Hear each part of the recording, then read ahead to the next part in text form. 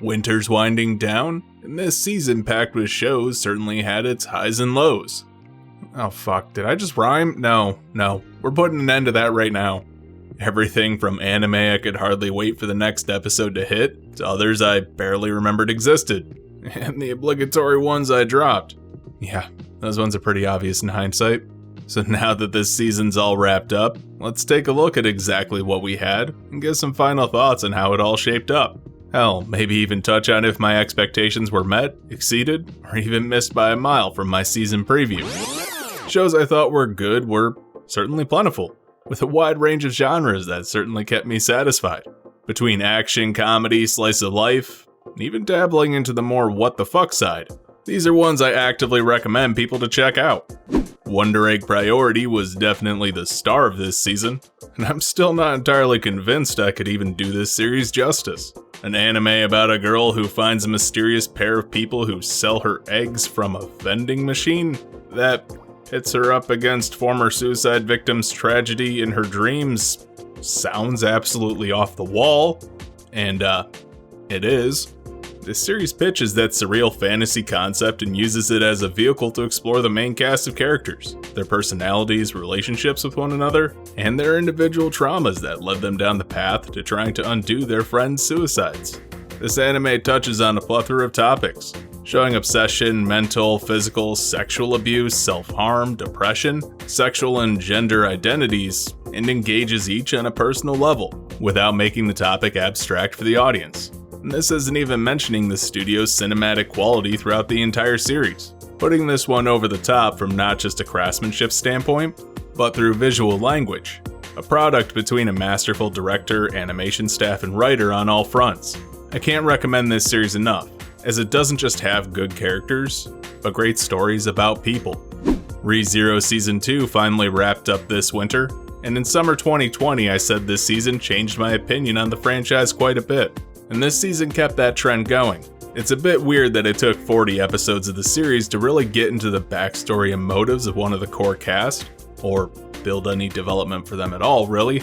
But the payoff here was well worth it. Finally giving Emilia a chance to shine instead of just being an object that needs saving, gave her some much needed development, as well as solidifying why the audience should care about her as much as Subaru does. But with the revelations this season, I was mostly surprised by how little Emilia's personality changed, and more illuminated why she is the way that she is. If you're sleeping on Re:Zero by this point, or struggling through the first few arcs, the series has a major uptick in quality and story from the second half of Season 1 and all of Season 2. The trend of Season 2s this winter never really let up, and we're continuing with my impressions being changed as well.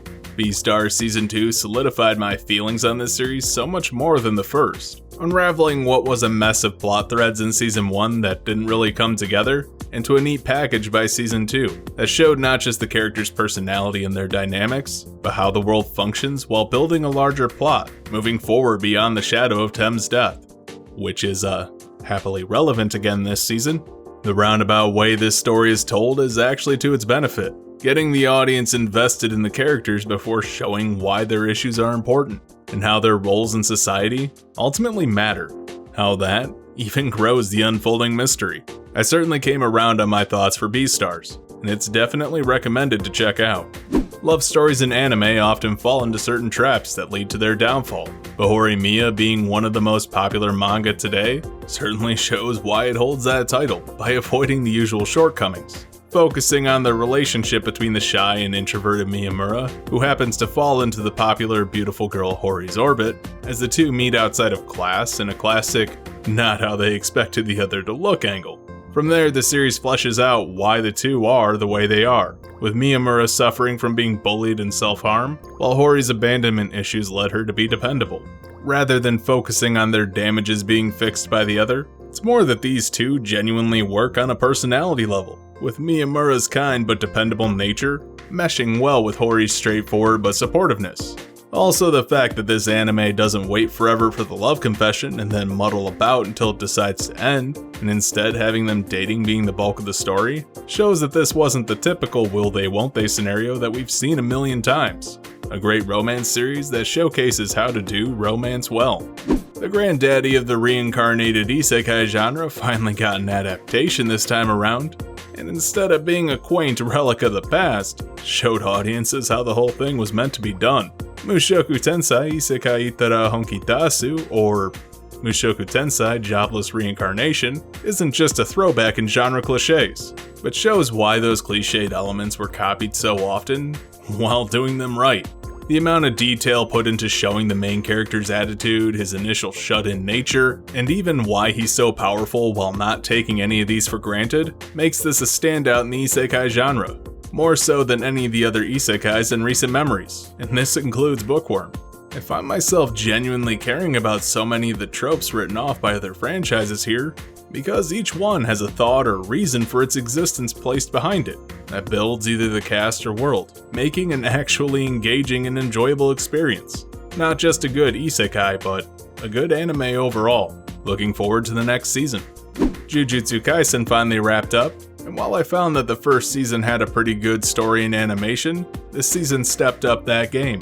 While the emotional payoff wasn't as strong as it was in the first half, with showing a character in the OP while only letting him die as a huge hit in the gut, this one focused more on the group dynamic while raising the stakes. Many discount this as another shonen ripping off either Bleach or Naruto, but I find the risks in this series a lot more tangible, and the fights are more thought out, either using the cast's unique abilities to their fullest while not resorting to huge energy blasts.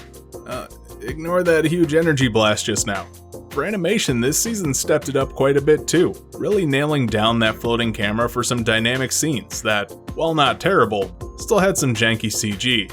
This season felt like a perfection from the last while continuing the story, and it still got a recommendation. Jaku-Chara Tomozaki-kun really hit me where I needed it to, and that's not to say this series didn't have its drawbacks.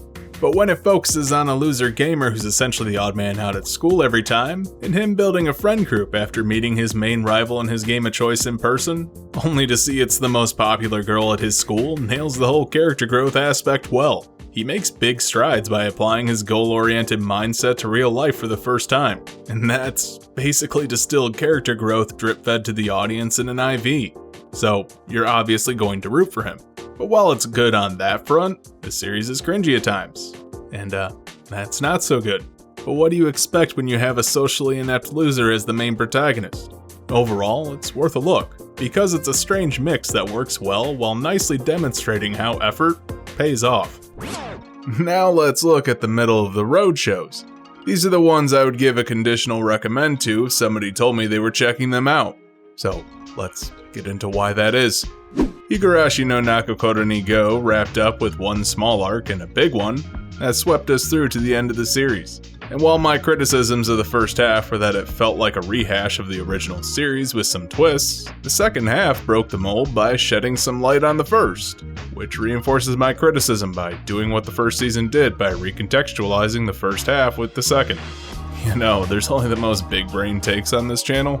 Anyway, this series still lacks a lot of the punch the OG 2006 series had due to how everyone's already familiar with the franchise. But seeing a more vindictive Satoko, and some substantial aftermath to the Hinamizawa crew was neat. I can't really say it was necessary, not to mention some solid bait with a 6th series tease that'll polish off the dangling plot threads still left over. Kinda middle of the road in terms of Higurashi, but nothing's been as good as the first series anyway, so par for the course. Oh, I guess that's redundant to say, isn't it? I can't really blame supposed kid from the last Dungeon Boonies move to a starter town for being so middle of the road. It was fighting uphill with its premise of an OP dude living a mundane life, but working to be a literal hero. And to be fair, the series had some enjoyable, albeit predictable comedy that made it somewhat relaxing to watch. But just the whole main plotline of a former hero, the guy's big brother, and his village chief's old ally teaming up to unleash hell, and not handling that seriously because ultimately 2 of the 3 are doing it just to make the main dude look good when he beats everybody, left the series in general lacking somewhat. Was it the plot, the comedy, or the presentation? Mostly I think it was just the series lacked enough substance to really get me invested in it, besides a cute twink and an annoying cast. I can't really say I didn't dislike it, but I doubt it'll be a series I watch again. And hey, that's kinda what this spot's for. Isekai had a hell of a showing this season, and on that front it had a lot to measure up to just in its own genre, which is why it's not a surprise some didn't leave as big of an impact. So I'm a Spider, so what? Actually moved up from my initial appraisal of the series, probably because it had a complex timeline that built some intrigue with flashbacks and flash forwards that kept the audience unsure until about the midpoint of what exactly was happening when. Not to mention Kumiko as a character is sort of the main saving grace here, but that's a blessing and a curse. Half of the series is typical isekai fuckery with kids getting way into their LARPing, while the other half is a somewhat interesting survival game following a spider getting insanely strong. And that's the rub.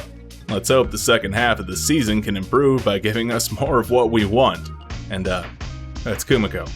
SK8 The Infinity was sadly kind of low on my list. This definitely would have ranked higher in a less stacked season. Being focused on a less popular sport that's not connected to a school club really sets this apart from the normal sports anime cliches somewhat. In fact, it embraced the underground nature of skateboarding by centering this around some people who are suffering from some severe delusions role-playing at a huge underground skate park that regularly holds matches. And rather than immediately stacking it up as these are rivals that turn into friends, a lot of the cast gels together sorta by chance, and the skill gap isn't arbitrarily closed, as so many sports anime have. But what really tanked my enthusiasm for this series was the forced drama beats. Not that I can't understand the feeling left behind angle, but coming back after being told that you like skateboarding so you shouldn't quit is sort of like a Saturday morning cartoon level lesson that's eye-rollingly bad. Let's just say I was holding this to higher writing standards than that. Tensei Shitara Slime Jataken Season 2 kicked off with a sort of slow start. So the first season left off with this big huge cliffhanger leading into the second season, and it took them a few episodes to even get back to that point. And that was sort of lazy writing, especially with how much they glossed over from the light novels in the anime that required, let's not beat around the bush here, retconning. There was certainly a lot of catching up that this had to do. In a series about a dude being reincarnated as a slime and living a chill life, basically playing a politics and city building simulator game, to have the stakes finally raised is a little unexpected. But here we are. Was the payoff and setup worth it?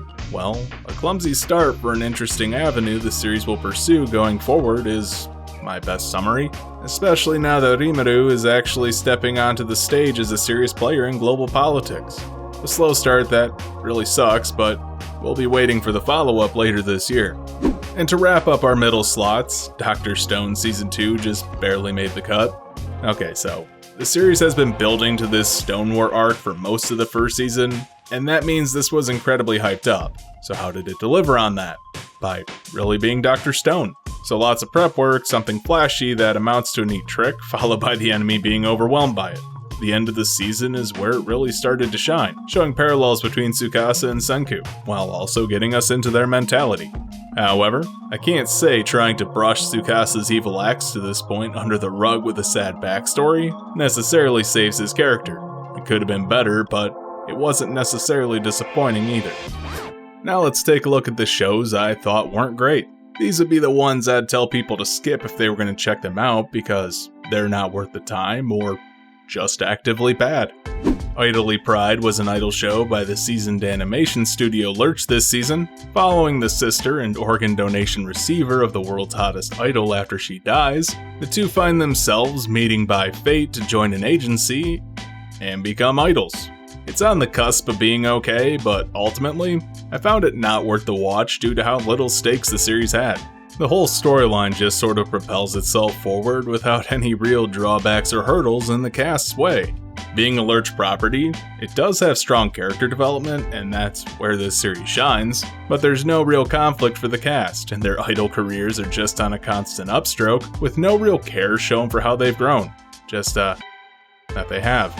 Lacks a real reason to watch over any other idol show, which is a shame. Urasekai Picnic seems like something I would enjoy on the surface. Being a series brimming with Yuri subtext bordering on plain text with two college girls exploring an alien world and shooting urban legends with guns is pretty unique sounding.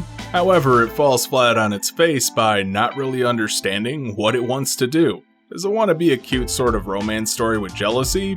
Does it want to be action, horror, or even military? Does it want to be more lighthearted or serious? And the answer is it dabbles in all of them, without finding an identity in that mess. Easy pass, especially when there's not really anything to recommend about it. Praeter no Kizu was Gohan's offering this season, and as with all their other shows, I couldn't really make it more than an episode in.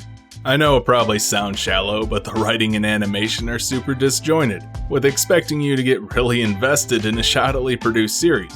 But that's to be expected from this studio, even if it was better than some of their other works in recent years.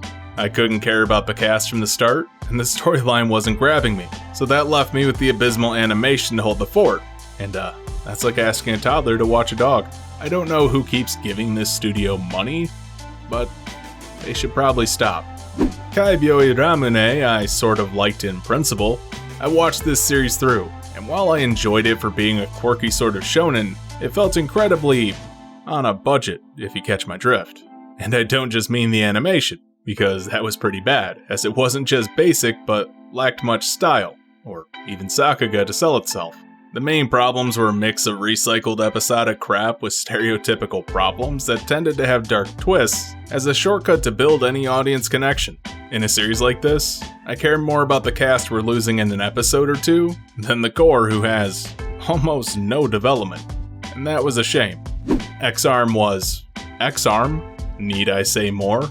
Dropped in the middle of episode 2 because I couldn't bring myself to put the brain power into parsing this confusing mess of a story that sounds like a webcomic rough draft. The series is bad, and I almost feel bad talking shit about it, but when the animation is a mix of early 2000s Flash animation and awful CG from a Nintendo DS put towards a plot about, super weapons made from a dead guy who hated technology despite being super good with it. God, is this seriously what this is about? It's just better to pretend that this doesn't exist. And lastly, Kaifuku Jutsushi no Yarinaoshi was trash. And just like every time I've talked about this series, I have to clarify that no, I wasn't offended. I just thought the storyline was trying too hard to be edgy and didn't make any sense.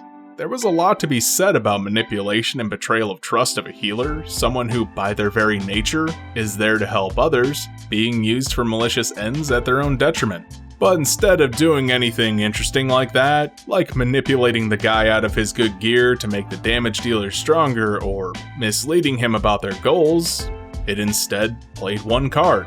That card was rape. Over and over. When a series relies just on that, it isn't just in bad taste, it's predictably in bad taste. So not worth a watch, unless you're just feeling horny. So that's it. Winter 2021 is in the books. And I have to say, I honestly found a good mix of shows. Not just did I like most of what came out, things that were good hit different genres, and they all carried different reasons for why they were awesome. This season made me reevaluate isekai, get hit hard in the feels with Wonder Egg Priority, and enjoy some laid-back romance with Horimiya. But tell me about your thoughts in this season down in the comments below. I'd love to hear them. So that's it. You made it to the end of the video. Don't forget to like, comment, subscribe, share, and do all the other YouTube stuff to help the channel grow. You can also join my Discord with a link down in the description. And if you really want to support me, you can head on over to my Patreon and pick up some extra perks, like voting on what I do next. I'd also like to give a special thanks to Nadeshiko for their continued support. Thanks for watching.